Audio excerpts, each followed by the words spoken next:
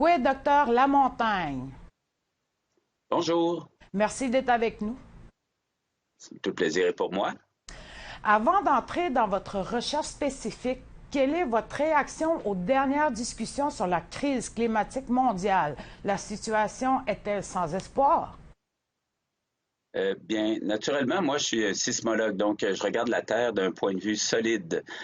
Donc, c'est la Terre, tout ce qui est roche et tout ça. Donc, l'atmosphère, c'est moins ma spécialité. Mais cependant, je dois avouer, comme scientifique, que naturellement, les changements climatiques sont réels et toute la science est là pour nous dire que, à moins qu'on fasse quelque chose, je pense que les décennies à venir seront des grands défis pour toute l'humanité. Vous venez de le dire, vous travaillez comme sismologue depuis 30 ans. Comment ont évolué les tremblements de terre que vous étudiez pendant cette période? D'accord. Ben, les tremblements de terre en tant que tels, eux, c'est quand même un rythme assez constant, je vous dirais.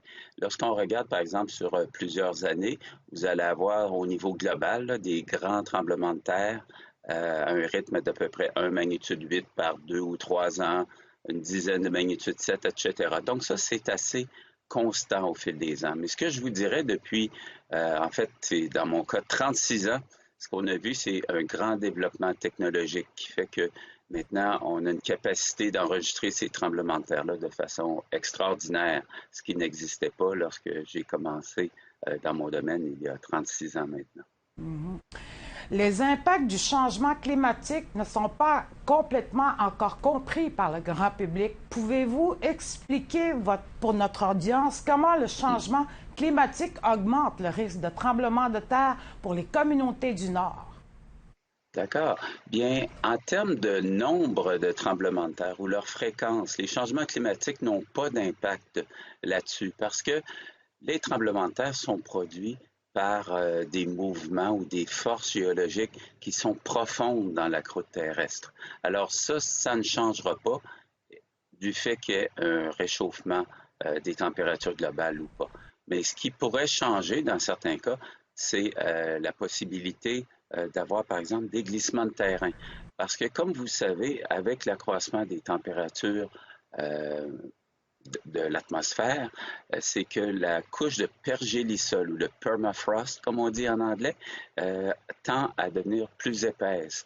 Alors, si on a un grand tremblement de terre, il se pourrait que dans des régions où il y a des pentes, par exemple, donc où il y a des collines, des choses comme ça, qu'il y ait plus tendance à avoir des mouvements euh, lorsque surviendrait un tremblement de terre pendant l'été, par exemple. En termes de profondeur au roc, généralement, ça pourrait aussi légèrement augmenter la force des vibrations lorsque ça arrive dans une région. Encore une fois, au cours de la période estivale.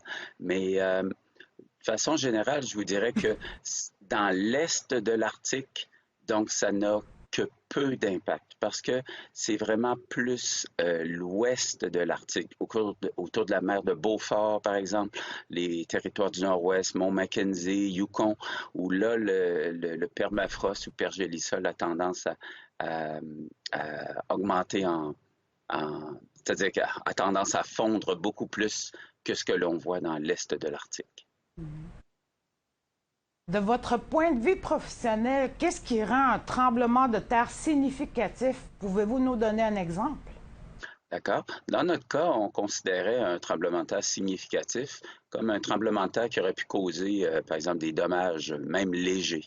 Alors, généralement, ça commence autour de magnitude 5 sur l'échelle de Richter. Et à ce moment-là, si vous êtes très près de l'épicentre, magnitude 5 va faire des vibrations qui pourraient faire tomber des petits objets sur une tablette, par exemple.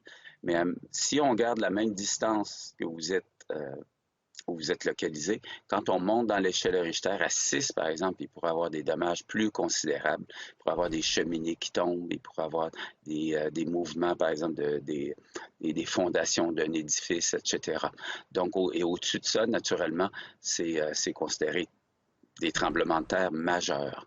Historiquement, dans l'Arctique canadien, le plus grand tremblement de terre était de magnitude 7,4 sur l'échelle Richter, et ça, c'était en 1933 dans la baie de Baffin, donc au large des côtes de l'île de Baffin. Et puis ça, c'est quand même considéré un tremblement de terre important. Et heureusement, à l'époque, il avait été seulement ressenti par quelques communautés, mais encore là, de façon très légère, parce qu'il était fort, oui, mais il était loin des zones habitées. Et c'est d'ailleurs un grand avantage de l'Arctique canadien, parce que oui, il peut se produire des tremblements de terre, mais les communautés sont tellement distantes l'une de l'autre que souvent les dommages sont très limités. À date, tout au cours du 20e siècle, le seul dommage qui ont été constatés, c'était lors d'un tremblement de terre où il y avait eu quelques vitres qui avaient cassé, quelques objets mineurs, objets légers qui étaient tombés à l'intérieur des édifices. Donc, historiquement, dans l'Arctique, il n'y a jamais eu de grandes catastrophes dues au tremblement de terre. Heureusement, on peut ajouter. Y a-t-il un objectif final ou un message dans votre travail de recherche? Que peut-on faire pour réduire cet impact?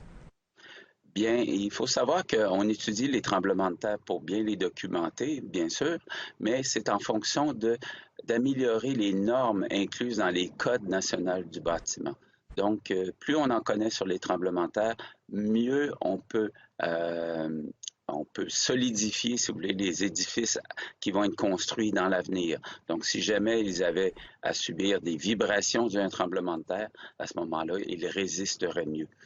Comme individu, ce que l'on pense, c'est généralement à l'intérieur d'une maison, on pense aux objets qui pourraient tomber et causer des blessures. Donc, si par exemple, vous êtes dans une habitation et puis au-dessus de la tête de votre lit, par exemple, il y a des gros objets qui pourraient tomber lors d'un tremblement de terre, c'est toujours mieux de les déposer près du sol.